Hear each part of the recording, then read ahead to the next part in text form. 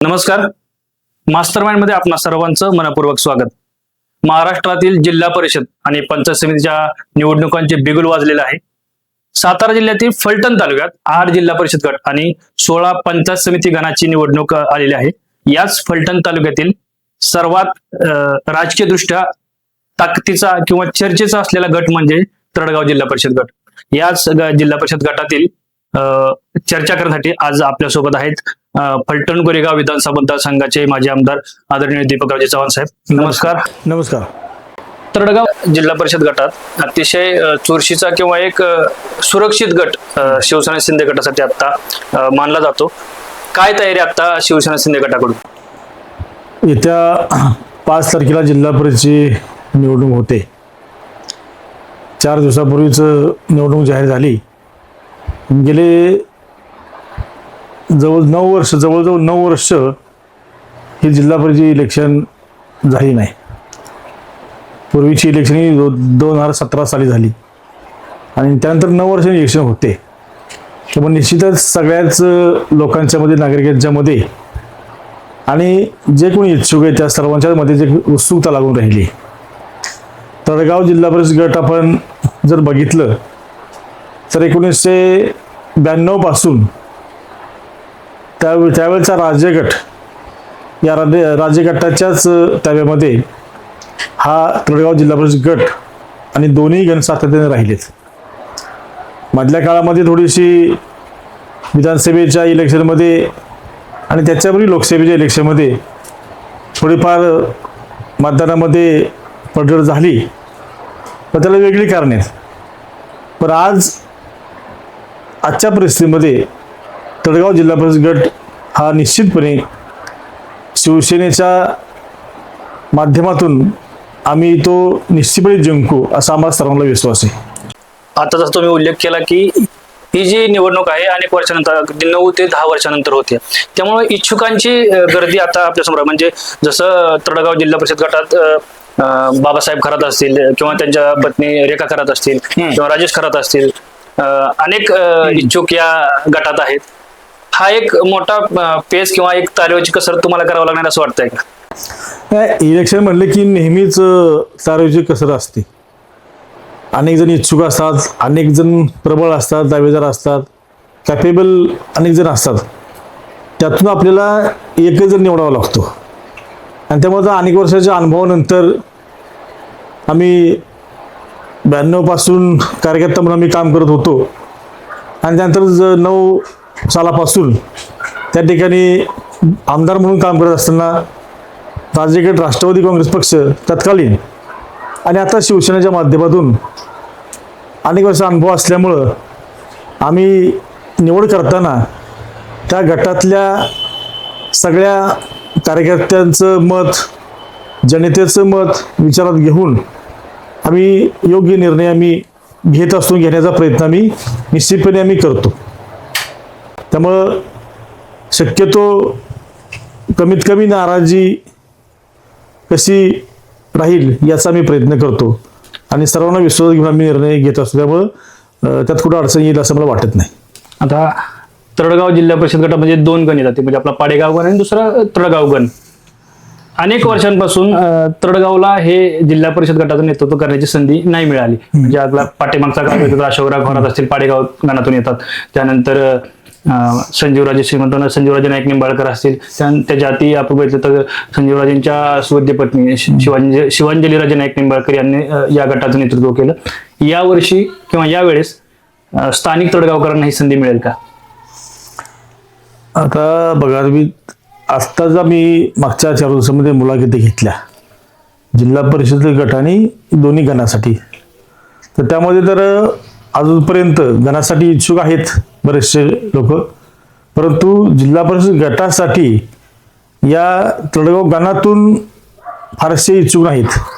1-2 इच्छुक नावे आहेत. तर शेवटी गटाचा निर्णय घेत असताना तळगाव गण किंवा पाडेगाव असं आपल्याला अंतर करून चालत नाही. तत्कालीन ती परिस्थिती आपल्या समोर येईल त्याप्रमाणे निर्णय घ्यावा लागतो. तर असा गण आणि तळगाव आणि पाडेगाव असा गण वगैरे काही भेद करण्याचं काही कारण नाही. आता विरोधकांचं असं म्हणणं होतं की असं येतं की या गटात फारशी विकास कामं झाली नाहीत, तर याला तुम्ही काय उत्तर द्याल? याचा आता तुम्ही साक्षीदार आहे. तुम्ही अनेक वर्ष इथं गावामध्ये काम करताय, भागामध्ये काम करताय. मग आपण जर बघितलं तर ही तर जगली विकास कामं झाली. ती मला सांगा, ती काही 5 वर्षामध्ये कामं झाली का, किंवा वर्षामध्ये कामं झाली का? आज कुठल्या गावामध्ये विकास कामं नाहीत तुम्ही सांगा. आज गावचं तळगाव उदाहरण आपण घेतलं तर आज तळगावमध्ये आपण 15 कोटीच्या पण पाणी योजना 5-6 वर्षापूर्वी पण ते पूर्ण केली. आज तळगावच नव्हे, चव्हाणवाडीची आपण पाणी योजना पूर्ण केली. पाडेगाव असेल, पाडेगाव, त्यानंतर विठ्ठलवाडी असेल, काळज असेल, असे अनेक गावं त्या गावामध्ये मूलभूत सुविधा देण्यासाठी आपण राज्यगटाच्या राष्ट्रवादी काँग्रेस पक्षाच्या माध्यमातून, मी तत्कालीन म्हणतोय, त्यामुळे त्या पक्षाच्या माध्यमातून गेले अनेक वर्ष आम्ही प्रयत्न केलाय. आणि तुम्ही कुठल्याही गावामध्ये जाऊन विकास कामाची माहिती घ्या, अनेक विकास कामं त्या गावामध्ये झालीत. कुठलंही कापड गाव असेल, कापड गावामध्ये उपकेंद्राचं आपण त्याला मंजुरी घेतली, ते काम पूर्ण होईल. ही सगळी कामं. आणि त्याशिवाय मला आणखी एक सांगायचं आहे की सातत्याने विरोधकाकडून जो काही निरादेगोच्या कामाचा गवगव होतो, तो सुद्धा आपल्याला सांगावं लागेल की निरादेगो धरणाचं आपल्या सर्वांना माहिती की रामराय साहेब ज्यावेळेस कृष्णा खोरे विकास महामंडळाचे उपाध्यक्ष झाले, त्यावेळेपासून ही सगळी कामं, त्या कामाला सुरुवात झाली. आपल्या सर्वांना कल्पना आहे की 1995 साली युती सरकार पहिल्यांदा राज्यामध्ये सत्तेवर आलं, त्या काळामध्ये फलटणमध्येच तत्कालीन मुख्यमंत्री आदरणीय मनोहर जोशी साहेब यांच्या उपस्थितीमध्ये त्यांनीच रामराय साहेबांच्या उपस्थितीमध्ये कृष्णा खोरे विकास मंडळाची स्थापना केली. आणि फलटणच नव्हे तर पश्चिम महाराष्ट्रातील सगळ्याच पाणी योजना ज्या रखडल्या गेल्या होत्या, त्या थांबल्या होत्या, त्या योजनांना गती देण्याचं काम हे त्या काळामध्ये सुरू झालं. आणि त्यावेळेस शासनाकडे पैसा नव्हता, परंतु त्या काळी कर्जरोखे काढून ह्या योजना सुरू केल्या. नंतरच्या काळामध्ये आपल्याला माहिती आहे की विदर्भाचा अनुशेष निर्माण विदर्भातल्या लोकांनीच केला. आणि अनुशेष निर्माण केल्यामुळं निधीची कमतरता भासू लागली. जेवढा निधी हा विदर्भाला आपण देतो, ते पश्चिम महाराष्ट्राला निधी जेवढा देतो तेवढाच निधी विदर्भाला दिला पाहिजे, अशा प्रकारची मागणी पुढे आली. आणि त्यामुळं निधी हा कमी पडत गेला. त्यानंतर मग आपण ती कामं थोडीशी त्याची गती थांबली. परंतु खऱ्या अर्थानं जर ते पाणी जर त्यावेळेस आढळलं नसतं आपल्या कृष्णा लवादाप्रमाणे, तर ते पाणी राज्यामध्ये न राहता ते आंध्र आणि कर्नाटक राज्याला ते द्यावं लागलं असतं. त्यामुळे हे फार महत्त्वाचं काम त्यावेळी झालं. आज निरादेगो धरणाचं काम पूर्ण झालं, 11 TMCचं, आणि जवळजवळ वाघोशीपर्यंत कॅनलचं काम पूर्ण झालं होतं. हळूहळू ते काम होत होतं. आणि मागच्या 3 वर्षापूर्वी जयंत पाटील जलसंपदा मंत्री असताना रामराय साहेब तेव्हा सभापती होते, त्या काळामध्ये सुद्धा आपण त्या पाईपलाईन वाघोशीच्या नंतरची आपण जी योजना आहे ती पाईपलाईनद्वारे पाणी देण्याची आहे, त्याही पाईपलाईन योजनेच्या कामाला त्या काळी आपण मान्यता घेतली होती. परंतु दुर्दैवानं सरकार कोसळलं आणि ते नंतर काम ते थांबलं गेलं आणि पुन्हा आता सुरू झालं. विरोधकांनी सुरू केलं ते म्हणतायत. निश्चितपणे त्या काळामध्ये फक्त सुप्रमा त्यांच्या काळामध्ये आली, हे आम्हालाही मान्य आहे. परंतु याचा अर्थ काम सगळं त्यांनी केलं, सगळ्या कामाचं श्रेय ते घेऊ शकत नाहीत. नाही, आता असं म्हणलं जातं की आता ते भाजपच्या काळात चालू आहे, मग हा इम्पॅक्ट मतदारांवर राहील का? मतदारांवर त्याचा काही परिणाम? कारण आता जे काम चालू आहे ते भारतीय जनता पार्टीच्या माध्यमातून चाललंय, असं मग आता मतदानाला सामोरे जाताना लोकांवर त्याचा परिणाम होईल का? नाही म्हणतात लोक सुद्धा लोकांना माहिती आहे ना, हे कुठलंही काम बघा तुम्ही, साधं आपले घराचं काम जर करायचं म्हटलं तरी त्याला वर्ष लागतं काम व्हायला. मग हे तर फार मोठं काम आहे, ते काही एका वर्षामध्ये 2 वर्ष काम होत नाही. आणि त्यामुळं हे, आणि तुम्ही सांगा ज्यांनी सुप्रमा आणले असं म्हणतात, परंतु त्याला निधी आजपर्यंत केंद्राकडून निधी तत्कालीन माजी खासदार यांनी आणलेला नाही. मी लोकप्रतिनिधी असताना, रामराय साहेब लोकप्रतिनिधी असताना आज माहीतच, त्या काळी आम्ही बजेटमधून निधी मंजूर करण्याचं काम आम्हीच केलं, हे लक्षात घ्या. आणि त्यामुळं त्या राज्याच्या बजेटमधून ते काम सुरू आहे आतापर्यंत, अजून केंद्राकडून निधी आलेला नाही. आता नुकत्याच पार पडलेल्या नगरपालिकेच्या निवडणुकीमध्ये फलटण शहरामध्ये भाजपाच्या बाजूने थोडासा मतदार वळला, पण ग्रामीण भागात म्हणजे याच गटाचं नेतृत्व करणारे श्रीमंत संजीवराजे असतील, त्यांचा ग्रामीण भागात तशी जनसंपर्क चांगला आहे. याचा परिणाम तुम्हाला यावेळेस होईल का? तुम्ही शहरामध्ये सुद्धा म्हणता, पण आम्हाला ते निश्चितपणे मान्य नाही. याचं कारण लोकसभेला फलटण शहरामध्ये मताधिक्यामध्ये बघितलं तर ते 4,000पेक्षा जास्त अधिकच होतं. विधानसभेला सुद्धा माझ्या माहितीप्रमाणे 5,000पेक्षा मताधिक्य हे म्हणजे माझ्यावरती मताधिक्य होतं. तर आज आपण बघितलं तर नगरपालिकेमध्ये हे मताधिक्य हे 500 ते 600 मतावरती आले. याचा अर्थ मला पराभव झाला मला मान्यच आहे, परंतु याचा अर्थ त्यांना ज्या प्रमाणात त्यांनी जर म्हणतात त्यांनी त्यांचं लोकमत वाढलंय तर ते मताधिक्य वाढलं पाहिजे होतं. मताधिक्य त्यांचे कमी झाले. याचा अर्थ आजही 50% जनता फलटणमधली ही रामराज साहेबांच्या पाठीमागे, शिवसेना पक्षाच्या पाठीमागे आहे, हे यातून सिद्ध होते. आता तळगाव गटाचा जर विचार करायचा झाला तर 2 गण आहेत, तळगाव आणि पाडेगाव. तळगावमध्ये गणामध्ये लोकांना आता काही नवीन चेहरा बघायला मिळेल की एक अनुभवी चेहरा पुन्हा एकदा शिवसेना शिंदेगडच्या माध्यमातून समोर येईल? आता हे अजून निश्चित नाही. तुम्हाला 2 दिवसातच कळेल. त्यात काय आता मी सांगणार नाही, परंतु 2 दिवसामध्ये चित्र स्पष्ट होईल. पाडेगाव गणाच्या बाबतीत पण असाच. हा. आता या गटाचे तुम्ही खरं तर एक मतदार बी आहात आणि तुम्हाला या गटाचा एक वेगळी जबाबदारी असेल, कारण तुमच्या सहवासामुळे या गटाची एक ताकद वेगळी आहे. त्यामुळे तुमच्याकडे खूप मोठी आता एक आशा आहे फलटण तालुक्याची या गटाकडून.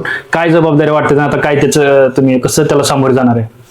आणि गटाची नव्हे तर तालुक्याची जबाबदारी आम्ही निश्चितपणे पार पाडत आहोत.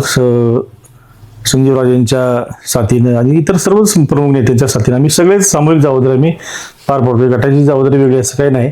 त्यामुळे पण इथं गाव आमचं असल्यामुळे निश्चितपणे पुढे अधिक जबाबदारी आहे आणि निश्चितपणे जबाबदारी आम्ही ती यशस्वीपणे पार पाडण्यास तयार आहोत. मधल्या काळात थोडेसे पक्षप्रवेश भारतीय जनता पार्टीकडे बऱ्यापैकी होताना दिसलं.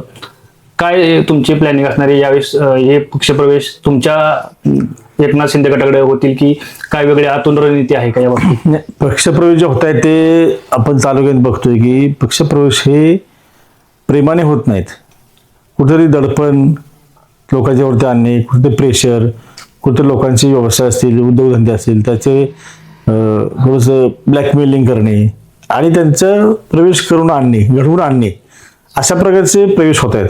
ते काय जो आमचा बऱ्याच आमचे जे कार्यकर्ते किंवा नेते गेले ते स्वखुशीने गेले नाहीत.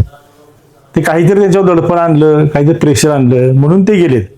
आणि त्यामुळे निश्चितपणे आम्हाला खात्री की ते सुद्धा तिथं जाऊन फारसे समाधान नाहीत. ते काही दिवसांनी आमची माघारी येतील. आता घ्यायचं का नाही आम्ही ठरवू, पण ते काही दिवसांनी माघारी निश्चितपणे येतील. एक युवकांची फळी तयार करण्यात आता काय तुमच्या तयारी आहे?